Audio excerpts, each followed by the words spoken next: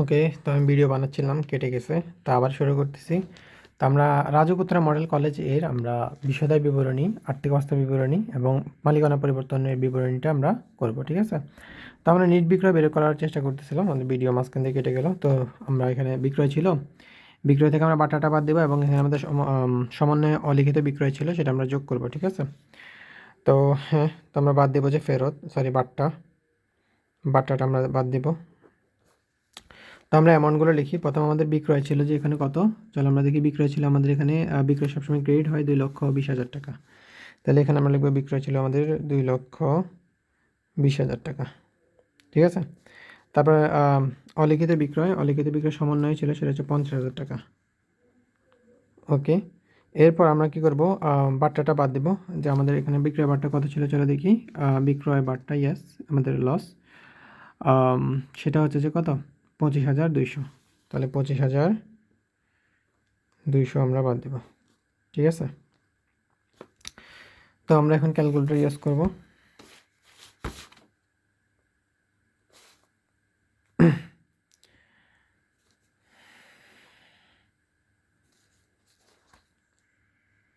ওকে, তো আমাদের 2,20,000 টাকা ছিল। তাহলে এখানে আমরা যোগ করি যে আমাদের 2,20,000 প্লাস হচ্ছে আমাদের 50,000 মাইনাস করবো আমরা 25,200।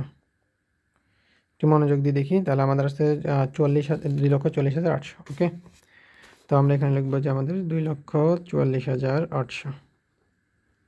তো এটা হচ্ছে বের হইলো আমাদের নিট বিক্রয়।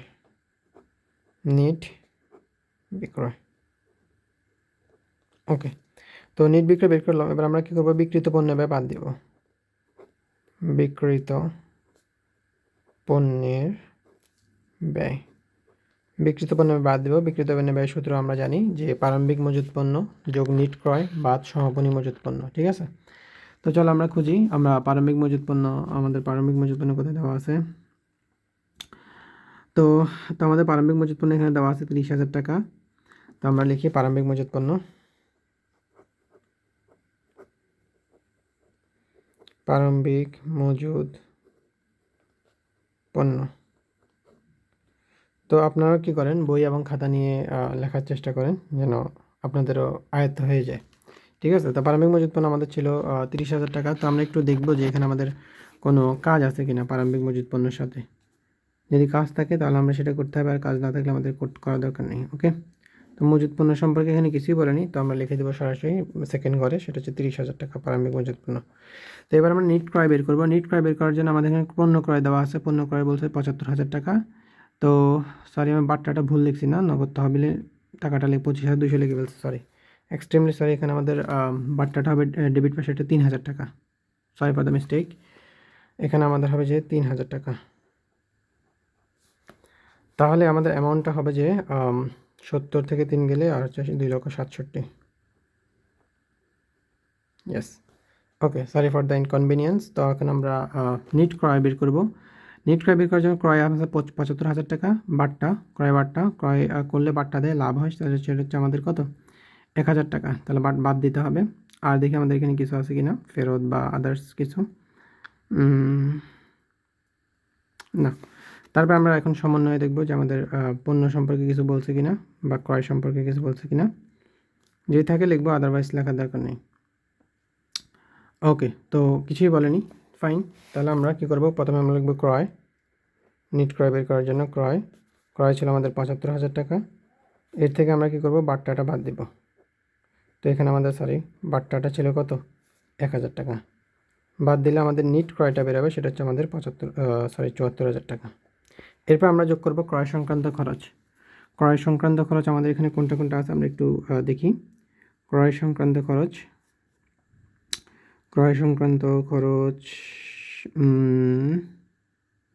নেই, ক্রয় সংক্রান্ত খরচ নেই। ওকে, ঠিক আছে।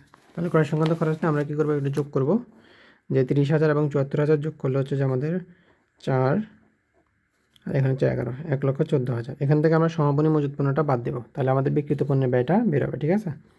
তো সমাপনী মজুত পণ্য সম্পর্কে এখানে বলছে যে 40,000 টাকা, আর বাজার মূল্য বলছে 30,000 টাকা। তো আমরা জানি মেবি রক্ষণশীলতার নীতি অনুযায়ী সমাপনী মজুত পণ্য আমাদের ক্রয় মূল্য বাজার মূল্য থেকে যেটা ছোটো হবে আমরা সেটা লিখব। তাহলে 30,000 টাকা লিখব। তাহলে এখানে আমরা লিখব বাদ সমাপনী মজুদ, সমাপনী মজুদ পণ্য। তো সমাপনী মজুদ পণ্যটা আমাদের এখানে বাদ দিতে হবে 30,000 টাকা। তো 1,14,000 থেকে যদি 30,000 টাকা চলে যায় তাহলে থাকবে 74,000 টাকা। তো এটা বের হলো আমাদের বিক্রিত পণ্যের ব্যয়। তো আমরা এখানে লিখছিলাম যে বিক্রিত পণ্যের ব্যয় নিট বিক্রয় থেকে আমরা কী করবো, বাদ দিব। তো আমরা এখানে বাদ দিই, বাদ দিলে আমাদের মোট মুনাফা বেরোবে। তো এটা একটু আমরা ক্যালকুলেটর সাহায্য করি। তাহলে এখানে 2,67,000, 2,67,000 মাইনাস হচ্ছে 74,000, তাহলে হচ্ছে 1,93,000 টাকা। আমাদের মোট মুনাফা বের হলো 1,93,000 টাকা। ওকে, তো এটার নাম দেবো আমরা মোট মুনাফা। এর পরবর্তী স্টেপটা হলো আমাদের পরিচালন মুনাফা বের করা। তো পরিচালন মুনাফা বের করতে হলে আমাদের এখানে কি করতে হবে, পরিচালন মুনাফাটা বাদ দিতে হবে না, পরিচালন ব্যয়টা বাদ দিতে হবে। তো পরিচালন ব্যয় আমরা বাদ দিব। তো তোমরাও সাথে সাথে লেখো আমার সাথে, যেন দুজন একসাথে শেষ হয়, ঠিক আছে? দুজন বলতে যারা করতেছে তাদের আর আমার। ওকে, তো আমরা পরিচালন ব্যয়গুলো খুঁজি। পরিচালন ব্যয় বলতে এখানে আমাদের কোনটা কোনটা আছে, যেমন এখানে আমাদের অনাদায়ী পাওনা, অনাদায়ী দেনা আছে, দেনা সঞ্চিতি আছে, যেগুলো আমাদের কুঋণ বলতাম আমরা, ঠিক আছে? তো এটা আছে, ওকে ফাইন। এখানে বিক্রয় পরিবহন আছে, এটা আমাদের বিক্রিত পণ্যের পরিচালন ব্যয়। বেতন আমাদের পরিচালন ব্যয়, এটার সাথে কাজ আছে। ইজারা সম্পত্তি 10 বছরের জন্য বলছে, তো 1 বছর অবলম্বন যাবে, এই বছর ইউজ করার কারণে এটা আমাদের পরিচালন ব্যয়। ওকে, আর এখানে কি দেখি, এখানে হচ্ছে যে আমাদের এই যে দেনাদারের বিষয়টা, এখানে আমাদের অনাদায়ী পাওনা, এখানে এই কাজটা করতে হবে। তারপর হচ্ছে যে অপ্রত্যাশিত ক্ষতি, এটা হচ্ছে অন্যান্য ক্ষতির মধ্যে আসবে। আর হচ্ছে সম্পত্তির অপচয়, এটা আমাদের কি, এটা হচ্ছে আমাদের পরিচালন ব্যয়। ওকে, তো আমরা প্রথম থেকে শুরু করি। প্রথমে আমরা এটা আমরা লাস্টে করি, ঠিক আছে? প্রথমে আমরা লিখবো যে বিক্রয় পরিবহন, যেটা কাজ আছে ওইগুলো আমরা লাস্টে লিখব।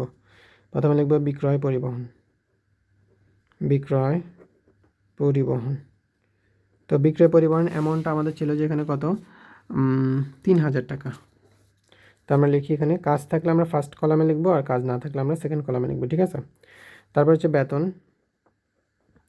তো বেতন বলছিল এখানে আমাদের বেতন বলছে 10 মাসের। তার মানে এই যে টাকাটা দেওয়া আছে এটা 10 মাসের বেতন দেওয়া আছে, কিন্তু আমরা 12 মাসে বেতন দিতে হবে, ঠিক আছে? তো 12 মাসে বেতন দিয়ে তার মানে 2 মাসের বেতন তো আমাদের এখানে দেওয়া হয়নি, ঠিক আছে? তাহলে এই যে 20,000 টাকা, এটাকে যদি আমরা 10 দিয়ে ভাগ করি তাহলে আমার 1 মাসের বেতন বেরোবে, সেটাকে আমি 2 দিয়ে গুণ করলে 2 মাসের বেতন বেরোবে, ঠিক আছে? তাহলে মোট 12 মাসের বেতনটা আমাদের দেখাতে হবে। তো আমরা বেতন লিখবো যে এখানে 20,000 টাকা, এটা হচ্ছে 10 মাসের। আর 2 মাসের বেতন এখনও দিইনি, সেটা হচ্ছে বকেয়া। বকেয়া আছে আমাদের 4,000 টাকা। তাহলে মোট হবে যে আমাদের এখানে কত, 24,000 টাকা, ঠিক আছে? আমরা জানি যে বকেয়া থাকলে যোগ করি, অগ্রিম থাকলে বিয়োগ করি। ওকে, বেতন গেল। এরপর হচ্ছে ইজারা সম্পত্তির অবলোপন, 10 বছরের জন্য বলছে, 1 বছরের জন্য আমরা অবলোপন করবো। এখানে 80,000 টাকা দিছে, তাহলে 80,000কে 10 দিয়ে ভাগ করব। তাহলে এখানে লিখব ইজারা সম্পত্তির সম্পত্তি ইজারা সম্পত্তির অবলোপন 80,000 10% হচ্ছে আমাদের কত, 8,000 টাকা। মানে 80,000কে 10 দিয়ে ভাগ করলে 8,000 টাকা, 1 বছরের জন্য 8,000 টাকা। তারপর এখানে আসতেছি আমাদের আর কি থাকতেছে, যন্ত্রপাতির অপচয়টা বের করে তারপর আমরা কুঋণ বিষয়টা করতেছি, ঠিক আছে? তো এখানে লিখবো আমরা যন্ত্রপাতির অপচয়,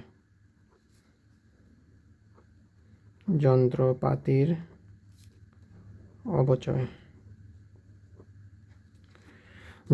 অপচয় সেটা হচ্ছে বলছে আমাদের কত, সেটা বলতে আমাদের 10%। তো আমাদের যন্ত্রপাতি কত দেওয়া আছে চলো আমরা দেখি। আমাদের এখানে যন্ত্রপাতি সমান দেওয়া আছে 40,000 টাকা, তার 10% হবে কত, একটা শূন্য বাদ, 4,000 টাকা।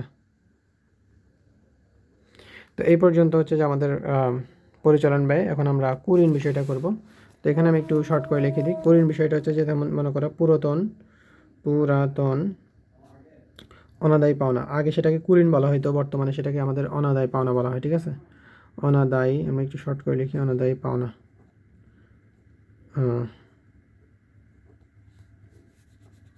ঠিক আছে, এরপরে আমরা কি করব, এটার সাথে যোগ করব যে আমরা নতুন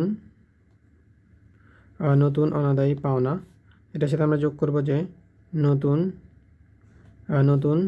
অনাদায়ী পাওনা সঞ্চিতি এর সাথে আমরা বিয়োগ করবো যে পুরাতন অনাদায়ী পাওনা সঞ্চিতি, পুরাতন অনাদায়ী পাওনা সঞ্চিতি। ওকে, এর মধ্যে পুরাতন অনাদায়ী পাওনা এবং পুরাতন পাওনা সঞ্চিতি এগুলো থাকবে আমাদের রায়া মিলে যেটা থাকবে সেটা হচ্ছে আমাদের কি পুরাতন রায়া মিলে থাকবে পুরাতন অনাদায়ী পাওনা এবং পুরাতন অনাদায়ী পাওনা সঞ্চিতি। আর নতুন অনাদায়ী পাওনা সঞ্চিতি এগুলো থাকবে আমাদের সমন্বয়। ঠিক আছে, তো আমরা এখানে দেখি আমাদের এখানে দেওয়া আছে অনাদায়ী দেনা বা সঞ্চিতি, এখানে দেওয়া আছে আমাদের এটা হচ্ছে অনাদায়ী দেনা বা প্রথমটা পুরাতন, আর এটা হচ্ছে সঞ্চিতি যেটা হচ্ছে পুরাতন। তো এই অংশের মধ্যে এটার মান দেওয়া আছে আমাদের এখানে প্রথমটা 2000 টাকা, আর সঞ্চিতি এখানে দেওয়া আছে যে আমাদের 4000 টাকা। তো সঞ্চিতি হচ্ছে যে বিয়োগ করতে হয়, এই জন্য সঞ্চিতি মাইনাস দিলাম।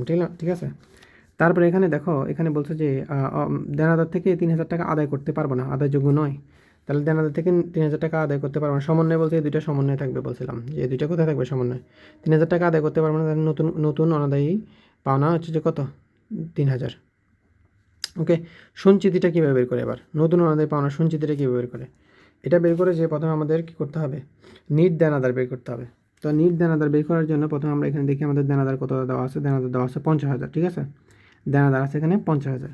আর এখানে বললো যে বিক্রয় করছি আমরা 50,000, কিন্তু এটা টাকাটা কী করি এখন হিসাবভুক্ত করিনি। তার মানে এখানে 50,000 টাকা বিক্রি করলে বাকিতে বিক্রি করলে ওই দেনাদার বাড়বে না। তাহলে দেনাদার এখানে ছিল 50,000, আর এখন 50,000 মোট হবে 1 লক্ষ দেনাদার। 1 লক্ষ টাকা হবে আমাদের কি দেনাদার। তো দেনাদার আর নতুন আমি বলছি যে নতুন দেনাদার থেকে আমি কত টাকা আদায়যোগ্য হচ্ছে না, 3000 টাকা আদায়যোগ্য হচ্ছে না, তো আমরা এটা বাদ দিব যে 3000 টাকা। তো এটা হচ্ছে আমাদের নিট দেনাদার। এর উপর আমাদের বলছে যে অবশিষ্ট দেনাদারের উপর আমাদের সঞ্চয় ধরতে হবে কত 5%। তো 5% আমরা সঞ্চয় ধরি 5%, তাহলে আমাদের বেরোচ্ছে যে 4850। তো এখানে লিখতেছি আমরা 4850। ঠিক আছে, তো এই অ্যামাউন্টগুলো আমরা এখন আমাদের খাতায় উঠাবো। ঠিক আছে, আমাদের মেইন অঙ্কে উঠাবো। তো এটা শর্ট ফর্মে জাস্ট এমনি লিখে দিলাম বুঝার জন্য। তো এখানে জায়গা হচ্ছে না, আমরা একটা নতুন পেজ নিই।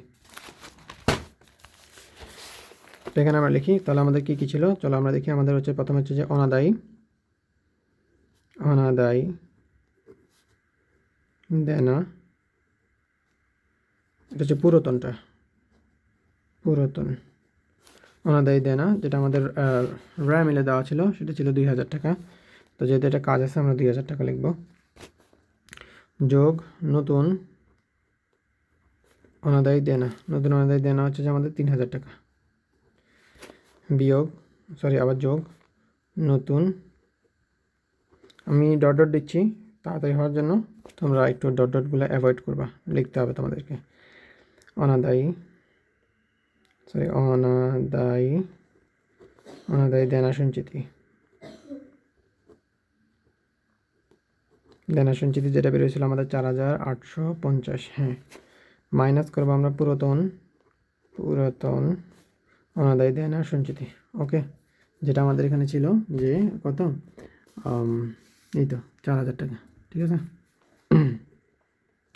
আর এটা মাইনাস করতে হবে। তো এবার আমরা ক্যালকুলেশন করি যে আমার 2000 প্লাস 3000 5000 প্লাস হচ্ছে আমাদের 4850, এখান থেকে আমরা বাদ দেবো 4000 টাকা, তাহলে আমার থাকবে 5850। ঠিক আছে, 5850। তো এর মাধ্যমে আমি কি করলাম, পরিচালন ব্যয়গুলো সব লিখে ফেললাম। এখন আমরা পরিচালন ব্যয় সবগুলো যোগ করব। চলো দেখি আমরা। তো প্রথমে দেওয়া আছে যে এখানে 3000 24000 8000, 3000 যোগ 24000 যোগ 8000 যোগ হচ্ছে আমাদের 4000। ওকে, এই পাশেটা শেষ। এবার এই পাশে আমরা বের করতাম 5850, তাহলে 5 যোগ 5850। ওকে, তো যোগ করার পর আমাদের আসে 44,850। ওকে, তো আমরা লিখবো যে আমাদের পরিচালন ব্যয় হচ্ছে যে 44,850। তো পরিচালন ব্যয়টা আমরা এখানে লিখছিলাম যে পরিচালন ব্যয় আমরা কী করবো বাদ দিব। মোট মুনাফা থেকে আমরা পরিচালন ব্যয় বাদ দিলে আমাদের পরিচালন মুনাফা বেরোবে, তাহলে আমরা এটা বাদ দিব। বাদ দিলে যেটা বেরোবে সেটা হচ্ছে পরিচালন মুনাফা। তো আমাদের মোট মুনাফা ছিল 1 লক্ষ কত, পরিচালন মুনাফা ছিল 1,93,500 টাকা। 93,000 টাকা। এর থেকে আমরা মাইনাস করব আমাদের এটা 44,850। তাহলে আমাদের অ্যামাউন্ট আসবে 1,48,150। আমাদের অ্যামাউন্ট আসবে 1,48,150। এটার নাম দেবো আমরা পরিচালন মুনাফা। যদি মাইনাস আসতো আমরা বলতাম যে পরিচালন মুনাফা। ঠিক আছে, তো এর সাথে আমরা কি করব, অন্যান্য আয় যোগ করব এবং অন্যান্য ব্যয় থাকলে সেটা বিয়োগ করব। চলো দেখি আমাদের এখানে কি দেওয়া আছে। যেমন আমরা এখানে উপভাড়া দেখতেছি, এটা হচ্ছে আমাদের কি অন্যান্য আয়। তো এখানে 2 বছরের জন্য বলছে, আমরা বাদ দেবো অগ্রিমটা, এই বছরটা ধরবো শুধু। তারপরে অন্যান্য আয় আর কি আছে, চলো দেখি। কমিশন প্রাপ্তি, এটা হচ্ছে আমাদের অন্যান্য আয়। এরপরে যে যন্ত্রপাতি থেকে আমরা বিনিয়োগ থেকে আমরা যে সুদটা পাবো সেটা হচ্ছে অন্যান্য আয়। এখানে আমাদের হিসাবটা রাখতে হবে কত মাসের জন্য, আমরা এই বছরের জন্য, এই বছরের মধ্যে কত মাস পরে সেটার উপর আমরা সুদটা ধরবো। তারপরে এখানে আমাদের না আর নাই। ঠিক আছে, এবার আমরা এখানে দেখি আছে কি না। এখানে আমাদের না, তো এখানে আমাদের একটা অন্যান্য ব্যয় আছে, এটা আসবে অন্যান্য ব্যয়ের মধ্যে। তো আমরা প্রথমে অন্যান্য আয়গুলো লিখি। তাহলে আমরা লিখবো যে যোগ অন্যান্য আয়। তো অন্যান্য আয়গুলো লিখলাম। তো অন্যান্য আয়ের প্রথমে আছে যে বিনিয়োগের সুদ। আচ্ছা, বিনিয়োগের সুদ, কিন্তু এখানে কি বিনিয়োগের সুদ লেখা আছে? বিনিয়োগের সুদ লেখা নেই, তার মানে এটা প্রদেয় ছিল, রাইট? এটা প্রদেয় ছিল, মানে বিনিয়োগের সুদটা এখনো পাইনি, প্রাপ্য। ঠিক আছে, তো এটা সম্পদেও আসবে, যেহেতু সমন্বয়, এটা সম্পদে আসবে। ওকে, তাহলে এখানে লিখবো যে বিনিয়োগের সুদ। তো এখানে বিনিয়োগের সুদ ছিল আমাদের 80,000 টাকা। 80,000 টাকা, যেটা সুদ হচ্ছে 10%। ঠিক আছে, যে সুদ কত, 10% প্লাস। চলো আমরা ডিসেম্বর পর্যন্ত আমরা হিসাব করতে 24 সালের।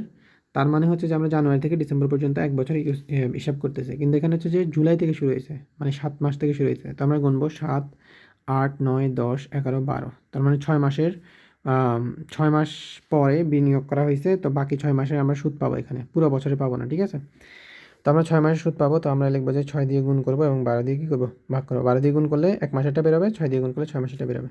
তো আমরা করি, তাহলে হচ্ছে যে 80,000 10% হচ্ছে 8,000। তাহলে 8,000কে আমরা 12 দিয়ে ভাগ করি। 8,000কে আমরা 12 দিয়ে ভাগ করি, একটা অ্যামাউন্ট আসবে, সেটাকে আমরা 6 দিয়ে কী করবো, গুণ করবো। 8,000 ভাগ হচ্ছে আমাদের 12, গুণ হচ্ছে আমাদের 6, তাহলে আমাদের আসতে 4,000 সামথিং। তো আমরা 4,000 লিখবো। আচ্ছা, অর্ধেক করলে তো 4,000-ই আসবে, খেয়াল করিনি। তাহলে এখানে হচ্ছে 4,000 টাকা। ঠিক আছে, সরি, ওকে। 6/12 এটা তো হাফই হয়। ওকে, তারপর হচ্ছে যে আমাদের এখানে দেওয়া আছে যে কমিশন প্রাপ্তি। এই তো কমিশন প্রাপ্তি বলছে ক্রেডিটে থাকবে, যেহেতু আয় 1,200 টাকা। তাহলে আমরা এখানে লিখবো কমিশন প্রাপ্তি। কমিশন প্রাপ্তি হচ্ছে আমাদের কত, 1,200 টাকা। কাজ থাকলে আমরা ফার্স্ট ঘরে লিখবো, আদারওয়াইজ সেকেন্ড ঘরে লিখবো। তারপর আমাদের এখানে আছে উপভাড়া। উপভাড়ার সাথে আমাদের এখানে কাজ ছিল, ওই জন্য এই তো উপভাড়া 2 বছরের জন্য বলছে। আমরা শুধু এই বছরের হিসাব করব। আয় এবং ব্যয়ের ক্ষেত্রে আমরা শুধু এক্সিস্টেড বছরের, মানে বর্তমান বছরেরটা হিসাব করি। তার মানে লিখবো উপভাড়া। উপভাড়া আমরা 2 দিয়ে ভাগ করবো, বিকজ এটা 2 বছরের জন্য। আমরা এই বছরটা দেবো 20,000 টাকা বলছিল। তাহলে আমরা এখানে লিখবো 20,000 ভাগ হচ্ছে আমাদের কত, 2, তাহলে আমাদের হবে 10,000 এই বছরের জন্য। ঠিক আছে, থেকে আর কোনো আছে, আর কিছু আছে কিনা আমরা দেখি। উপভাড়া লিখছি আমরা, কমিশন প্রাপ্তি লিখছি, বিনিয়োগের সুদও লিখছি, আর কিছু তো দেখা যাচ্ছে না। তো এগুলোই, তো এগুলো আমরা কী করবো, সবগুলো যোগ করব। 4,000 আর 1,000, 5,000, 5,000, 10,000, 15,000, এখানে 200, তাহলে হচ্ছে 15,200। এটা আমাদের যোগ করতে হবে। তা আমরা বাদ করবো যে আমরা অন্যান্য ব্যয়।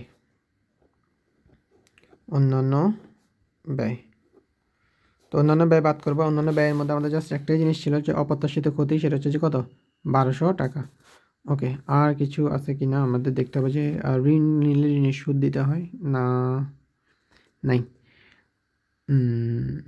না, নাই। তাহলে আমরা এটাই লিখবো, অপ্রত্যাশিত ক্ষতি, বা এটা বিবিধ ক্ষতি লিখতে পারি। ঠিক আছে,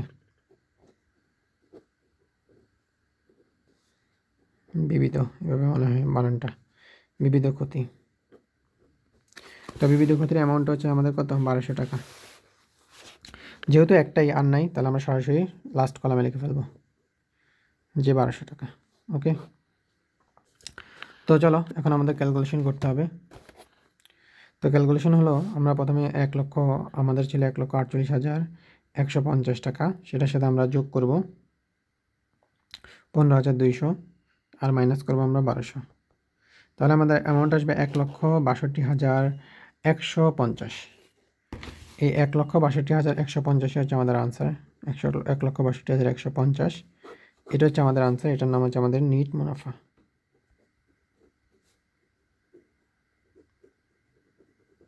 ওকে, তো এর পরবর্তী ভিডিওতে আমরা করব মালিকানা সত্ত্বের পরিবর্তন বিবরণী। ওকে।